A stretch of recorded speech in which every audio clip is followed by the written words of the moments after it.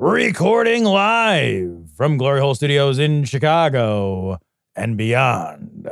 This is Cognitive Dissonance. Every episode we blast anyone who gets in our way. We bring critical thinking, skepticism, and irreverence to any topic that makes the news, makes it big, or makes us mad. It's skeptical, it's political, and there is no welcome mat. Today for you is Thursday, January the 9th. But for us, it is not. It is Thursday, January the 2nd. So if anything exciting happened, we don't know about it yet. But it wouldn't matter because this is our funny show. This is the good stuff. This is the good stuff. Now we just let's relax. Lay back, relax, and let it happen. I know it's like only 11 days away from inauguration. All right, Tom, what's the first story? Hey, that wasn't helpful.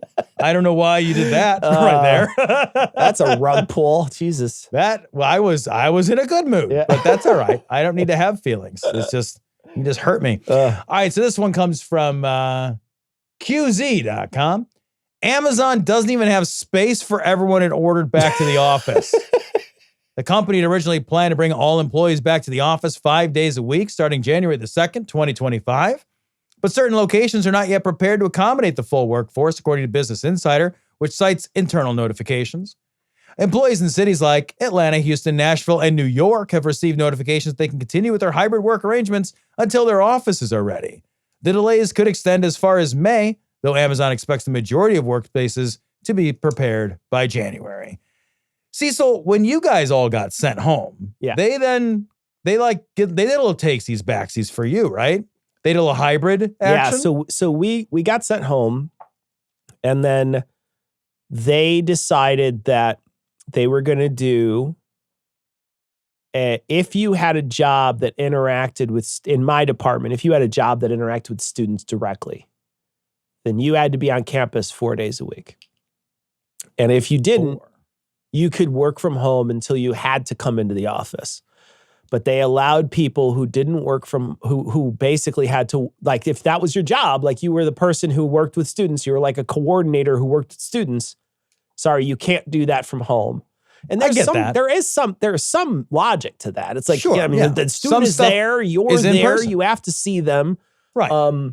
Certain departments dropped the entirety of all the shit that they had on campus. They went 100% remote, and they had no intention whatsoever, no matter what happened, of going back. IT, 100% went remote. They never came back to the office. They basically liquidated everything, and they're like, nope.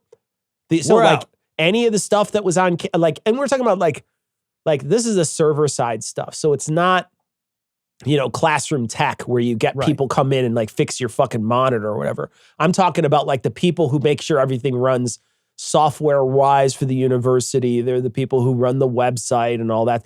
Those guys never came back. They never came back. And they moved out of state. Like as soon as they found out, these people just moved out of state. They're like, we're done. Good for them. And they just went somewhere else.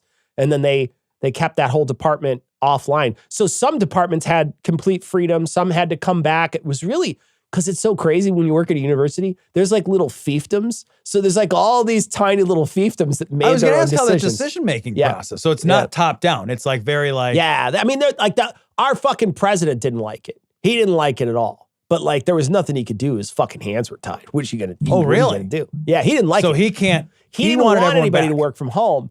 But once you let that fucking cat out of the bag... It's out. Yeah, it's out. We went home, and on my side of the world... We went home in March of 20, and by August or September, I was like, this is it, and I purposely sublet out our space. I had a 12,000 square foot office, and I was like, nope, I'm subletting that. I'm leasing this out. Yeah, and I sublet it, and then the lease expired, and like with our company, like one thing that's interesting is once you save money, it's very, very difficult to put a new expense item back on the expense balance sheet.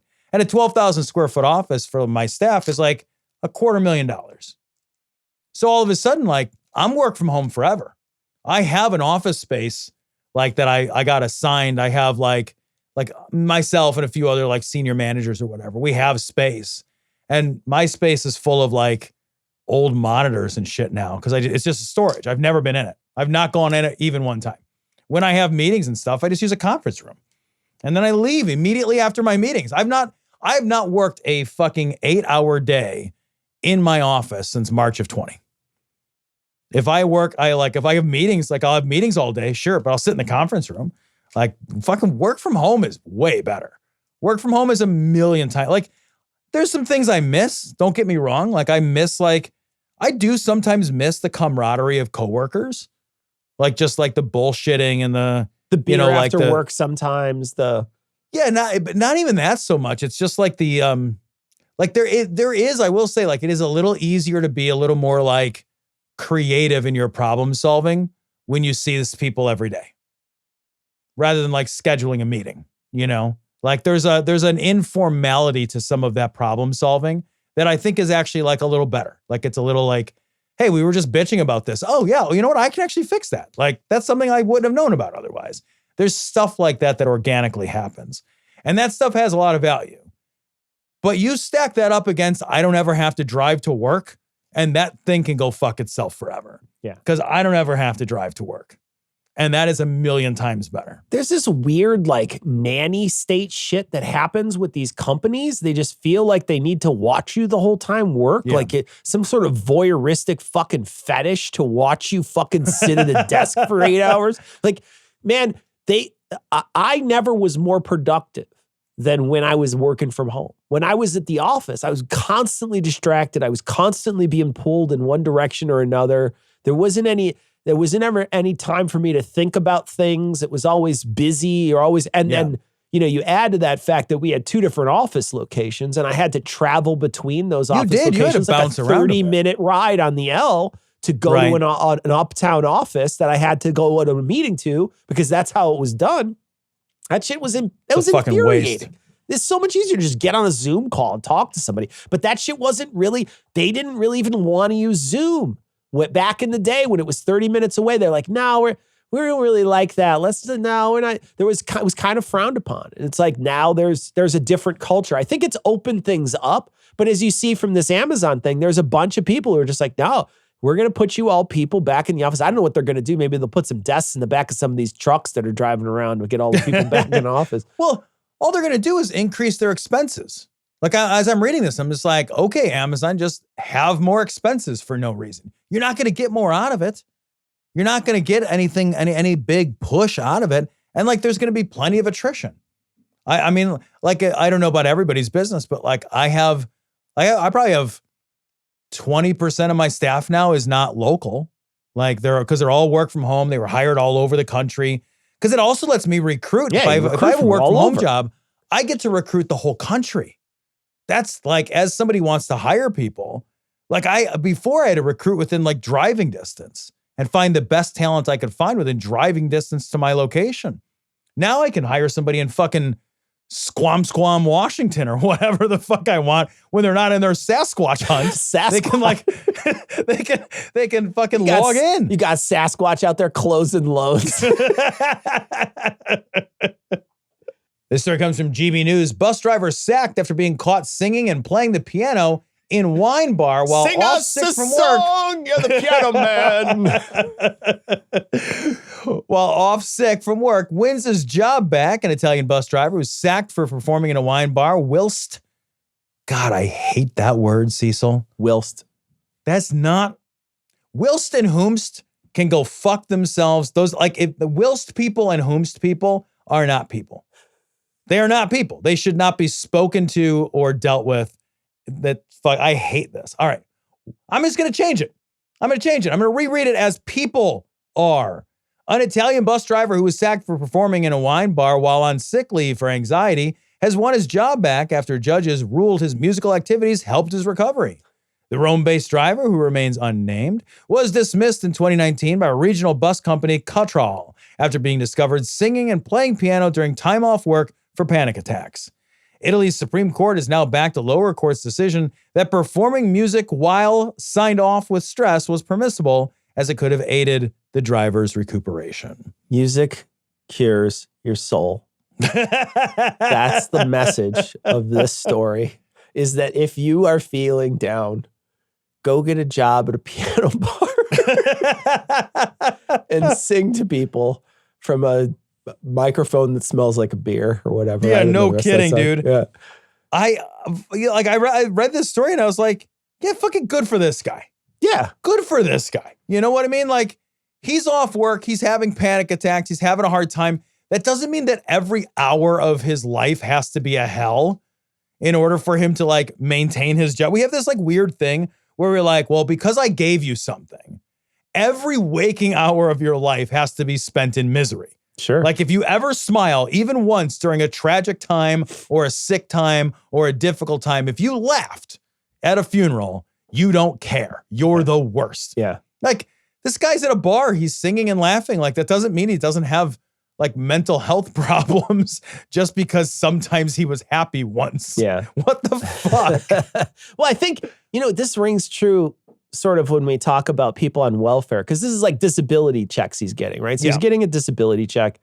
When we think about people on welfare and you think those people who see somebody paying with an EBT card and they're like, what do you have in there? Hostess? What do you have in your, Coca-Cola in there? What are you doing? You should buy fresh fruits and vegetables. Like we want to judge the people who are an EBT to like buy the things that we want them to buy. And then we want to take off things like, sorry, I don't want them to get, anything that like make them feel good. I don't want to do that at all.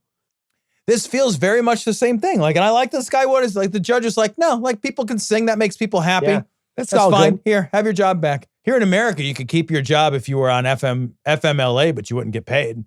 I don't know if this guy was getting paid, but like here in America, you're allowed to take like medical leave, but you don't get paid during it. Like, we wouldn't like sick a fucking private detective on you because we'd just be like, yeah, you can take time off, but you don't get paid for it. Yeah, I think that I think that that's probably what had happened is that he's on disability. He's like, no, I can't work. I'm, and then they're like, well, we have to pay your disability because they're a civilized country. And they're like, I want to read this.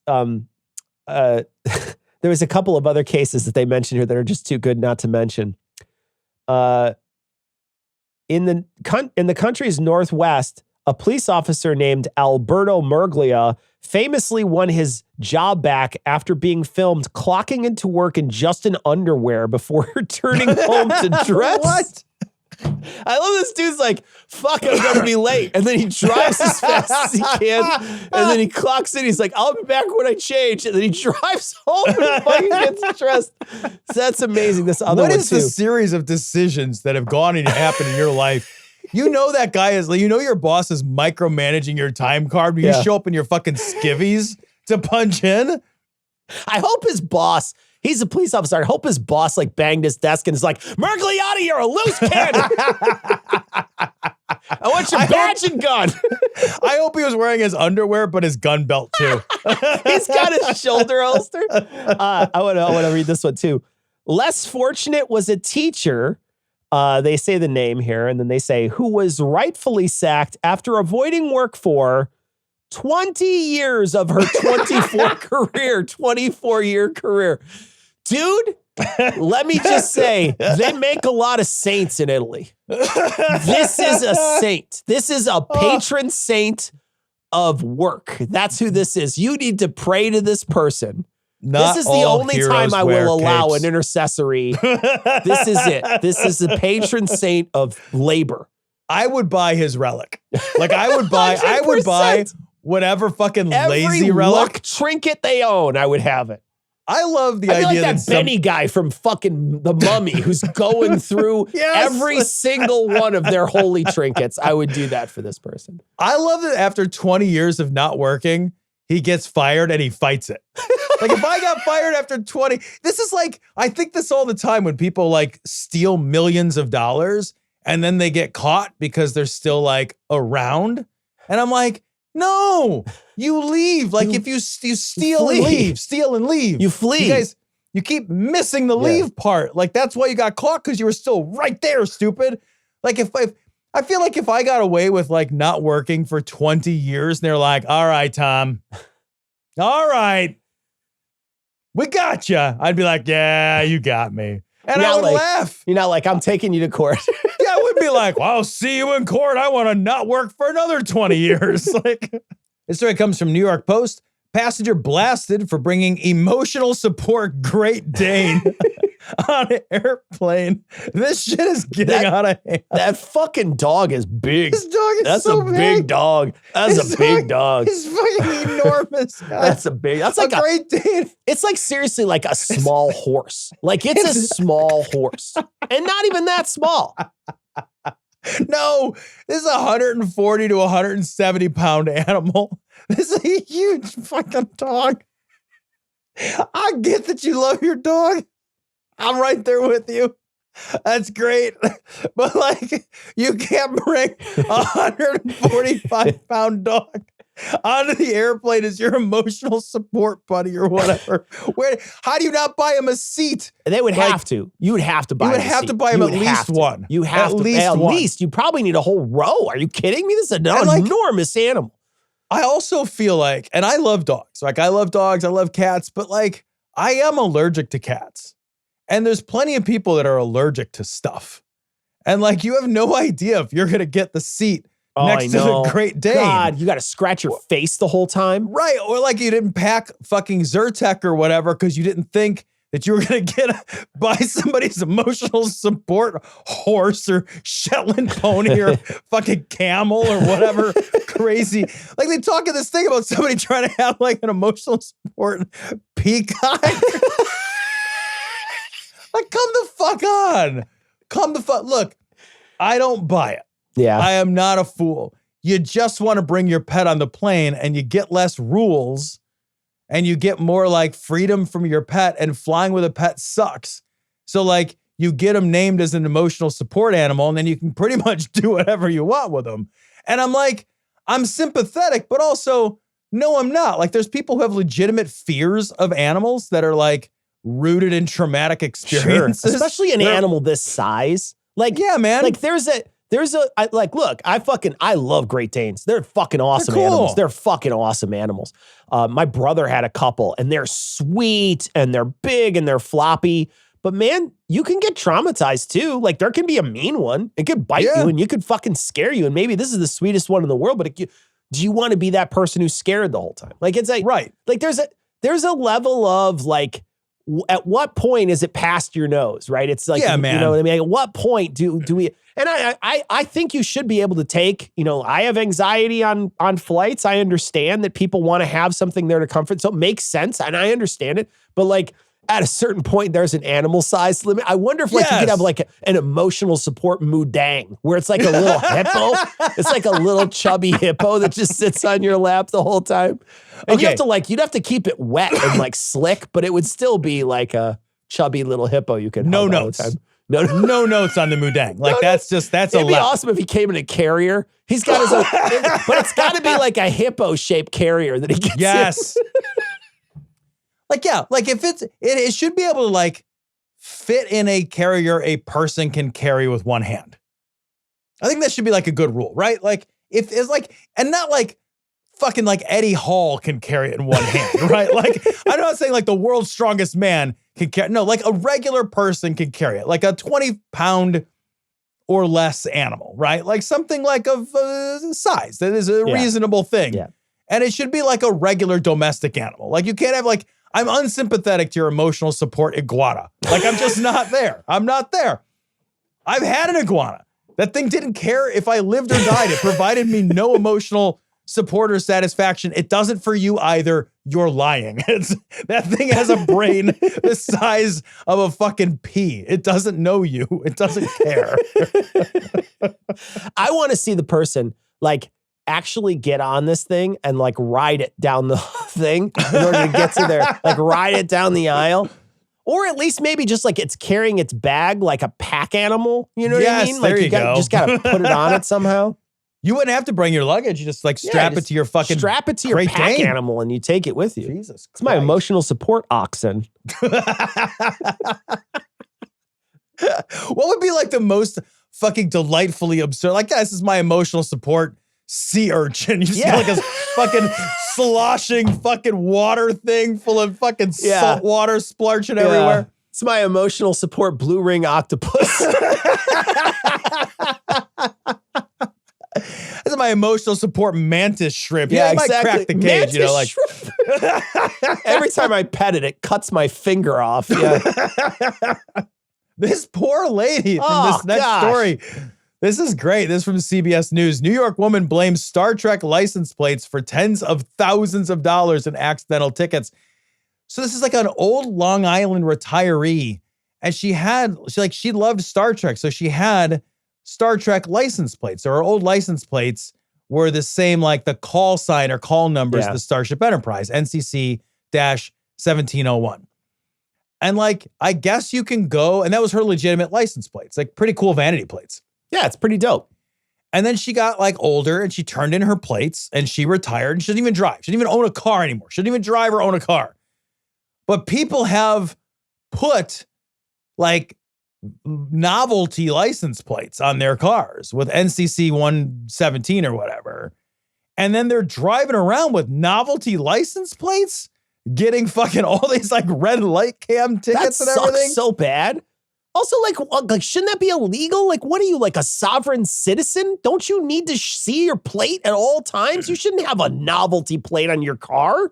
I was wondering the same thing. So I'm like, how do you get away with just that part?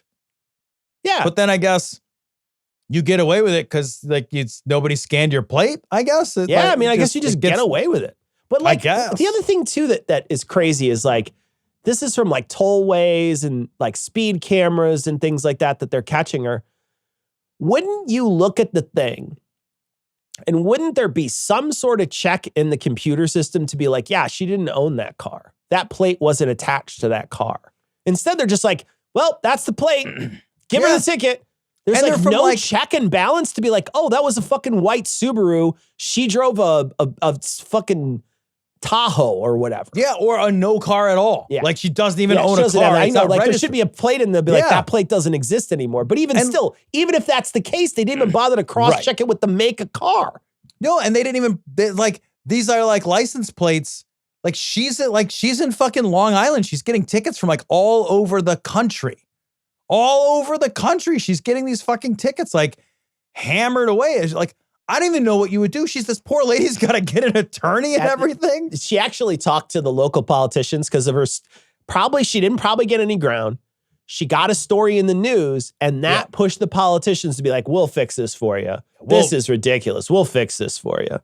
And in the meantime, she's like, I don't know what to do. I can't pay all these. Like, can you imagine? She's like trying to like write a fucking check to pay all these fucking people's shitty tickets. It sucks so bad. The fucking red light cam system is just such a scam. It's such a fucking scam. Because like the red light tickets the car owner, not the driver. Yeah. So if you loan your car to somebody and they are the one who commits the infraction. They are the perpetrator. They are the person who, if they got pulled over by a person, the car doesn't get the ticket if a cop pulls you over for the same thing. Right. But if a camera gives you the ticket, it goes back to the car. Yeah. Like that's a weird system. We're accepting a really weird system. That is a weird system. You're absolutely right. This story comes from KFox TV. New Pleather Mosh Pit diaper sells out after viral restroom incident at concert. So I'm just gonna have to read this. If you're looking for a last minute gift ahead of the holiday season, you have to think of something other than the pit diaper as the item is sold out. That's according to Liquid Death, which is a beverage company. Let me just say, pit diaper, clever wordplay. That's all I'm saying. Pit diaper is clever wordplay. Clever wordplay. I like it. It would actually also be a great band name. Ironically, Pit Diaper, that's amazing a great band name. Amazing band name. Yeah. That's a great, like you're never going to play any big venues as Pit Diaper. Like I will say that, like you are always going to be a dive bar band. Yeah. But you're going to be the best fucking dive bar band. You're 100% going to be in that bar and Dust Till Dawn. That's where that's the titty bar and Dust Till Dawn. It apparently sold out following a viral restroom incident at a recent concert in California. The San Francisco Chronicle on Monday reported that a woman was filmed allegedly urinating in the middle of the crowd during a Sabrina Carpenter show at the Chase Center. Footage appears to show the woman squatting to relieve herself. The crowd reacted with a mix of shock and disbelief, with some attendees sharing their surprise on social media, posting photos with makeshift signs that read, I got peed on in the pit to see Sabrina. The media outlet reported also speculating that the pit diaper might have come in handy in this case. The product is a $75 faux leather diaper. It was designed especially for music fans to wear while rocking out in a mosh pit. The goal is to relieve yourself without missing a beat or dealing with long lines and nasty bathrooms. Amazing. I love this. I used to be a big mosh pit guy. Yeah. I loved mosh pits at those. Yeah, the big fucking rock shows and shit. Sure, yeah. I love mosh. Were you a mosh pit guy? Yeah, absolutely. Love yeah. That was a very 90s thing to do. Yeah. 80s and 90s thing, like late 80s, early 90s. And all the way till now, I'm sure they're still doing it. But when that was the thing, is like you go to one of these shows and then there would just be like the people in the crush at the very front. Yep. And then behind them, the pit normally started maybe 4 or 5 people back. Right. And then it was like, that was fucking ground zero. And then like certain pits were more dangerous than others. Dude, that was definitely true. I will tell you, like, I've done a lot of concerts. Punk shows. Terrible, dangerous pits. Punk shows, man. Punk shows, the way they mosh at a punk show is like, there's like this like arms up, knees up kicking. Yeah. That is like, you are trying to get hurt and hurt people in a punk show. Yeah. I never had that issue at like, I fell in a Pantera pit once and I came up with a watch stuck to my face in the mud. And I was like, I remember I was a kid. I was like, free watch, like I was like, this is awesome. I got dive tackled by a guy for no reason at a Metallica pit. Some guy just like locked eyes from me from across this pit at this Metallica pit. And he like ran and just dive tackled me for fucking no reason. And then he just jumped up and like ran off back into the pit. Like, was it CM Punk? It was not CM Punk. But I used to fucking love that shit. And I remember, Cecil, in my like late 20s, I went to a Primus show at the Aragon Ballroom. Oh, the Ballroom. People are familiar. That had a particularly nasty pit at the Aragon Ballroom called the Ballroom. Yep. And I used to love Primus. I still love Primus. I'm not kidding. Primus is great. So I've been to like, I don't know, a half a dozen Primus shows at this point in my life. Pretty good pit in a Primus show. You get a pretty good pit in a Primus show. I'm in my late 20s. I go, I'm all excited, and I have not been in a mosh pit at this point in years. And I work my way up to the pit, and I'm about to get in, and I'm like, yeah, I don't need to do this. Yeah, I'm okay. I was like, I own a house. I don't need to do this anymore. I'm good. I was like, no, this smells like violence. This smells like a kind of testosterone I don't have anymore. Yeah, whatever it is, I got old man testosterone now. Yeah, I'm not going in there. I'm totally good. Yeah, I when I was a young buck, I used to go to jump in all the pits as much as possible. But there was a certain period in my life where I was like, I'm done with that. I'm not doing that anymore. Interesting. I was on the floor, what they called like the pit, for a 9 Inch Nails show. I want to say it was at UIC. And there really wasn't a ton of moshing going on. There was a lot of people really just enjoying the show, like watching the show and enjoying the show. I think there was smallish pits that broke out in this little mosh area. I had bought pit tickets. Yeah. But what occurred was just I don't recall it being a very violent, lot of moshing sort of thing happening in that area. So I'll tell you a funny 9 Inch Nails. As a young man, I was a huge 9 Inch Nails fan as a young man in the 90s. And the only time I got to see him as a young guy was when they were doing the tour with David Bowie. Yeah. And I hated that tour. As a young guy, I didn't appreciate it at all. I didn't like Bowie's like collab with 9 Inch Nails. I did not like it. It's probably great. And I was just an idiot. Like I just did not like it. I couldn't tell you. I don't really know. For me, it was a 0 out of 10 when Bowie was up there, right? Like I did not like it. So I got to the concerts at the World Music Theater, which is now I think the Tweeter Center. It's an outdoor venue. Outdoor venue, yeah. And I was super pumped to go. I'd not seen a Nails show before.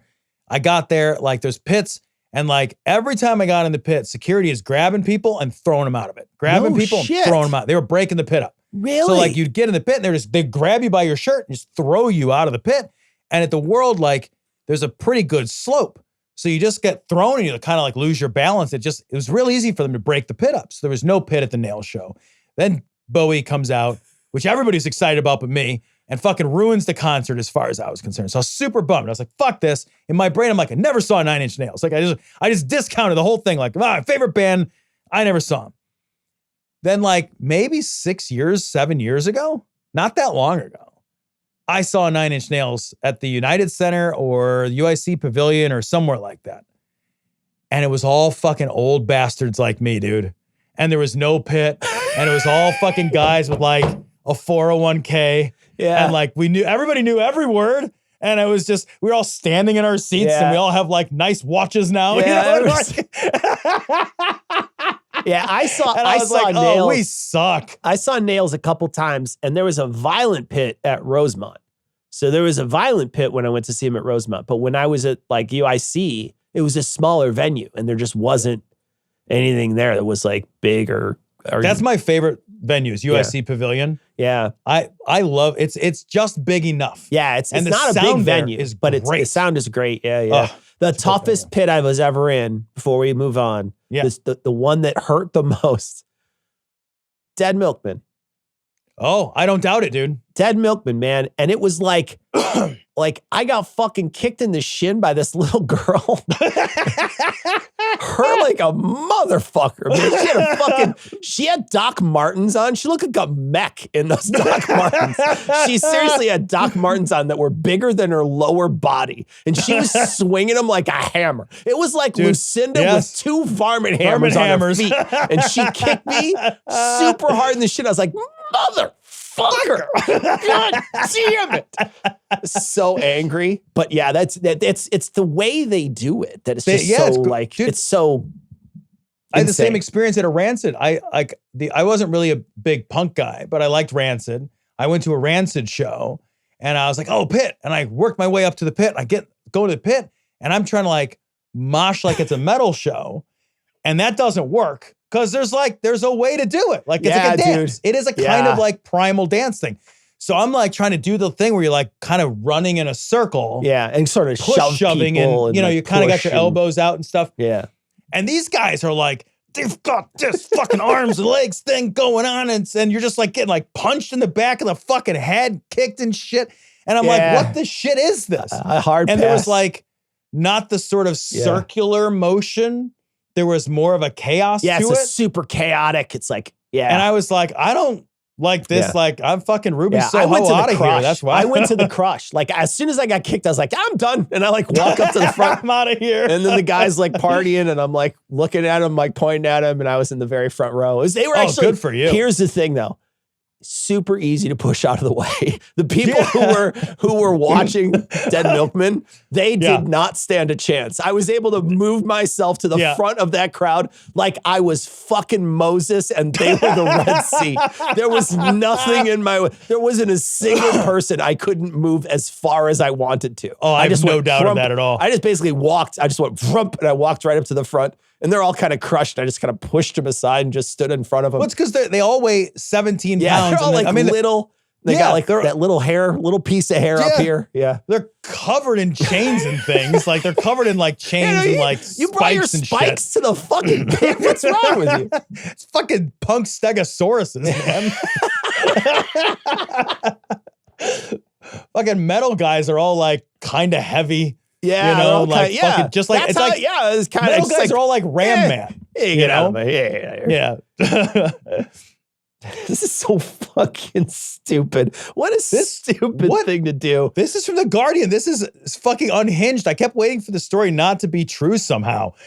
NBA's Hornets sorry after giving child PS5 before taking it back off camera. Psych. So like they did a thing where they did like a game, like an in-game skit where like a young kid goes up and like the cheerleader gives this kid a PS5. Now, the Hornets were like, I guess they like told the dad ahead of time, hey, we're not really going to give him a PS5.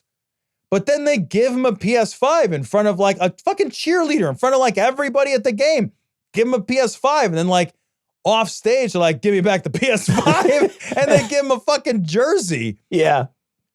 Why? Why would it's a few $100 different? That's the thing that bothers me is like First off, a jersey is like $100 at least, maybe $150 for a jersey. If you're going to go to a game and you buy a jersey, mark that up by a lot more.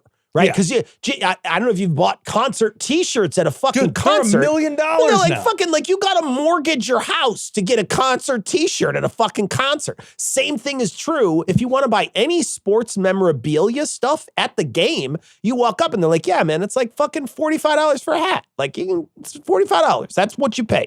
And so the idea that like it's not as expensive. Yeah, it's not as expensive, but it's expensive, right? And they're going to give it to him anyway. And you're like, why not just give him the fucking jersey? Like, what is wrong? They want to make it look like they're magnanimous and giving him this thing. And it's like, well, either be magnanimous or fucking don't. But don't lie to your fans like that. Like, why would they do that? It's such a weird, who wrote a skit called Let's Give a Kid a Toy and then take it back? Like, what is happening? What kind of insane person writes that skit and is like, they're going to love it. This will not be a PR disaster. The thing is like a lot of these places, like if you go to like, and it happens a lot at NBA games. At NBA games all across the country, there's a lot of fake shit that happens that they put on camera. So someone will propose and they'll get turned down in front of everybody. And it's fake. They set it all up ahead of time. Really? So there can be some sort of thing that happens that keeps the crowd and it's drama and keeps them involved. So there's these things happen all the time. The kiss cam, someone will, like there's something that'll happen with that. I've seen several of these. At a certain point, if I see something happening in a crowd now on a TV, on like any kind of video, I don't believe it's real until you can prove to me that it's not scripted, right? I need people now to prove to me that this isn't, because I presume that they're all scripted. But like, who's the idiot who scripts this out? Like, who's the guy who's like, yeah, man, no, we're going to give him it, and then we're just going to fucking yank. Like, I'm going to use a fucking old-timey vaudeville hook to steal the fucking PS5 back from this kid. Well, like, why do it to a kid? Like, a kid, of all the people to play a mean practical joke on. And I just looked it up because I don't know these things. Like, I can get a fucking PS5 for like $500. Yeah. It's not that much more money. Do I think the Hornets can't afford like, I'm sure it's like insulting. A good seat at that game is $500. It's insulting that they wouldn't give that kid a PS5 if that's the case. What an insane thing to do. And then they're like, oh yeah, that backfired. Here's your PS5. Whoops. Yeah. They should have been like, here's your PS5 and tickets to the rest of the season's games. Yeah. We're assholes. Tom, this story, didn't we cover something like this before? Wasn't there a bubble person in the middle of the ocean somewhere else that we covered? Cecil, you're not misremembering. There was a guy who was going to transatlantic bubble walk, and the Coast Guards picked him up multiple times and been like, you can't do that. What is wrong with you, hamster man? And then they haul him back because you can't do that. What's wrong with you, hamster man? But this story, I don't know, like, how crazy. I've just got to read the whole story because this story is so fucking bonkers. And there's like all this like nuggets that I think are sort of tucked in here that like need our attention, Cecil. They need it. All right. Moment boy floating in middle of sea inside bubble found on Christmas Eve, which is a very strange title. A boy was found out at sea inside a large bubble by an alarmed sailor who was with his family in a boat.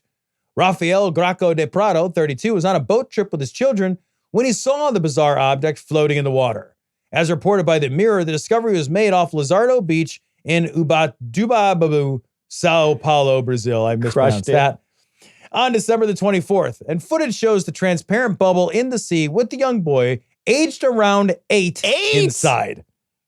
That's like a little third kid, grader, dude. Right? That's a second or third grader. Yeah, Yikes. that's a little dude. It's understood the youngster was playing with his parents on the beach inside the bubble, which was held by a rope to stop it from blowing away. However, the rope had snapped and the boy drifted out to sea. So now we just have to take a minute and imagine the beach.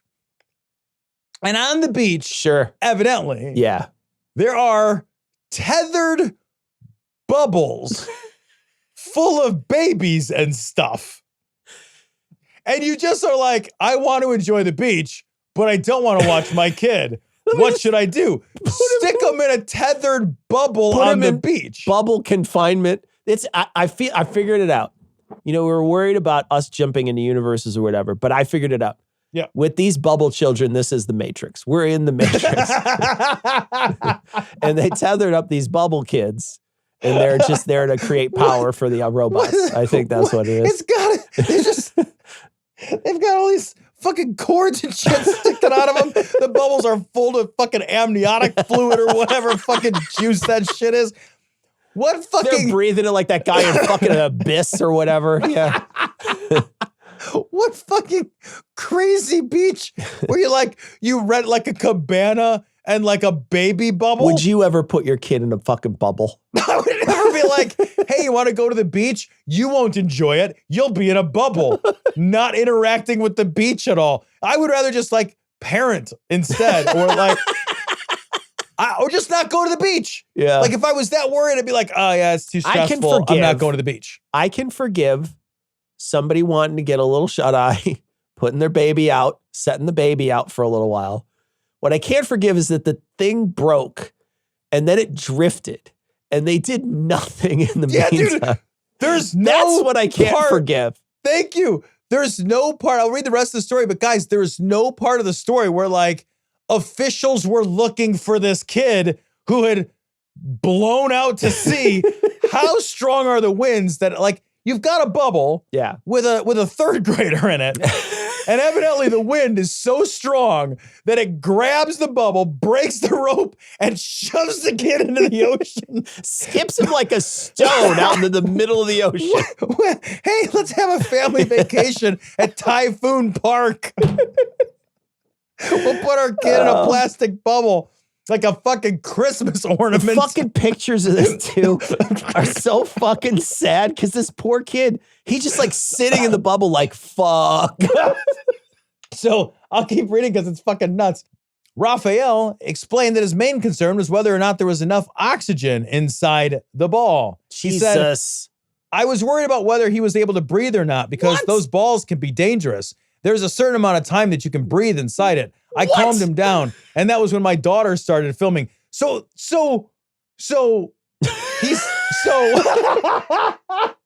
Hey, you guys want to vacuum seal our kid and go to fucking...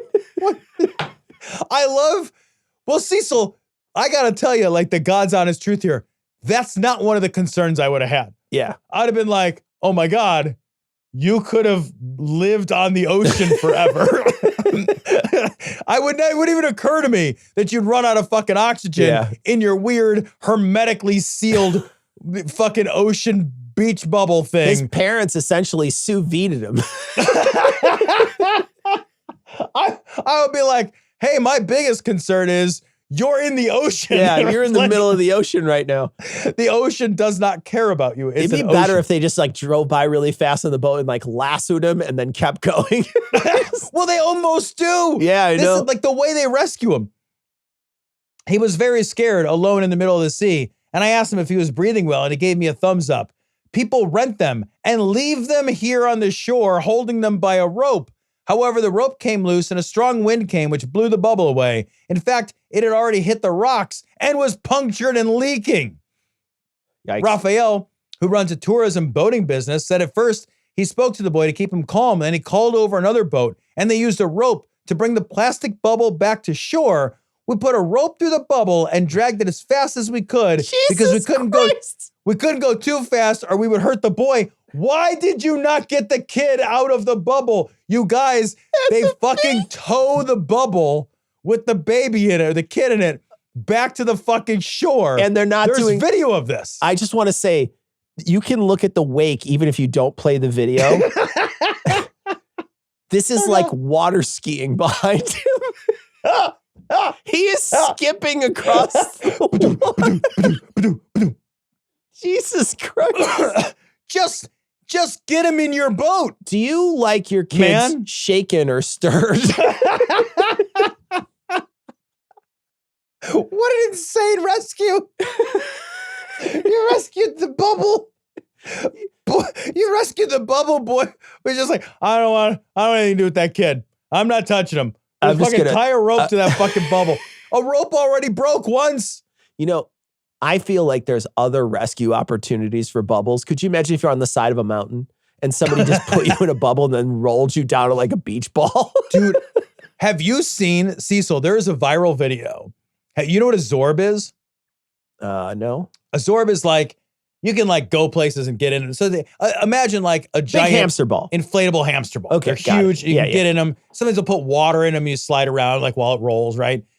There's a video of like this dude in a Zorb and like he's supposed to go down this like part of this mountain that's like set up for Zorbs to go down. But the thing takes a fucking weird bounce and goes, ba-doo, just off the side of the mountain. So he's like, he's this tourist. He's like, yeah, ba-doo-doo-doo, and it like takes a fucking hard left and he just mountains. He just is gone, dude. It's just like, ba-doo. Did he land in the ocean and these guys pull him to shore? He just drag it.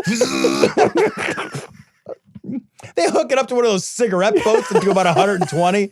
And now I'm suspenseful. Does he survive? He does not. No, he fucking Zorbs his way down the mountain, but he's fucking homogenized. Like, so I don't want to look up this video is what you're telling me. But it's like a viral video. I've seen it pop up like more than once, like in places like Reddit and whatever, you know. But yikes. Like, yeah, just like it like supposed to go this way and instead it like takes a weird bounce and just goes away. Like, the guy who ran him to Zorb's like, he signed the fucking waiver. Oh, well. Yeah, right? I got to get the Zorb and hose out the inside. God, dude. There's not a part of me that would want to do that, but there was probably a part of me like when I was younger that would want to do that. Yeah, 100% when I was younger, I would have been like, yeah, fucking now Zorb I'll me break up. my hip. Like, now I'm like, fuck that. I'm like fucking as fragile as Nancy Pelosi. Are you kidding me? Like I'm like one step above Mitch McConnell. Like I'm going to turn black any moment. Just freeze. I'm going to freeze and then my body's going to be taken over by some sort of weird blackness. Starts to creep up in your...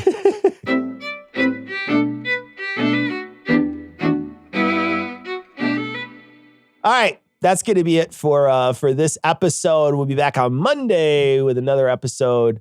But we're going to leave you, like we always do, with the Skeptic's Creed. Credulity is not a virtue. It's fortune cookie cutter, mommy issue, hypno-Babylon bullshit. Couched in scientician, double bubble, toil and trouble, pseudo quasi-alternative, acupunctuating, pressurized, stereogram, pyramidal, free energy healing, watered downward spiral, brain deadpan, sales pitch, late night info docutainment. Leo, Pisces, cancer cures, detox, reflex, foot massage, death and towers, tarot cards, psychic healing, crystal balls, Bigfoot, Yeti, aliens, churches, mosques and synagogues, temples, dragons, giant worms, Atlantis, dolphins, truthers, birthers, witches, wizards. I like you and your big old massive lady. Nuts. Shaman healers, evangelists, conspiracy, doublespeak, stigmata, nonsense.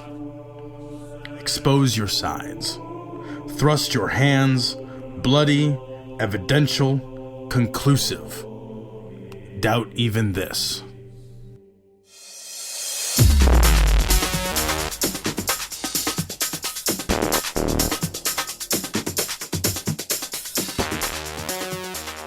The opinions and information provided on this podcast are intended for entertainment purposes only. All opinions are solely that of Glory Hole Studios, LLC. Cognitive Dissonance makes no representations as to accuracy, completeness, currentness, suitability, or validity of any information, and will not be liable for any errors, damages, or butthurt arising from consumption. All information is provided on an as-is basis. No refunds. Produced in association with the local Dairy Council and viewers like you.